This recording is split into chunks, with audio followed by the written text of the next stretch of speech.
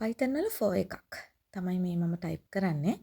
අපි range කියලා function එකක් පාවිච්චි කරනවා. 1,11,1 මම ටයිප් කරනවා. එතකොට අපිට print වෙන්න ඕනේ. i අපි print කරොත් 1 ඉඳන් 10 වෙනකන් අපිට output එක හම්බ වෙන්න ඕනේ. මේ විදියට. අපි ස්ටෙප් එක විදිහට අන්තිමට තිබ්බ එක අයින් කරත් අපිට output එක ඒ විදිහටම එනවා. මොකද ස්ටෙප් එක අපි මුකුත් නොදුන්නොත් default තියෙන එක. ස්ටාර්ට් එකේ එක අපි අයින් කරොත් එතන වෙනසක් වෙනවා. බිඳුවෙන් තමයි ස්ටාර්ට් වෙන්නේ 10 වෙනකන් යනවා. අපිට ඒ 11 වෙනුවට අපි 10 එතනට දැම්මොත් බිඳුවේ ඉඳන් 9 වෙනකන් තමයි අපිට මේ output එක හම්බ වෙන්නේ. අපි දෙන ස්ටොප් එකට වඩා එකක් අඩු තැනකින් තමයි නතර වෙන්නේ.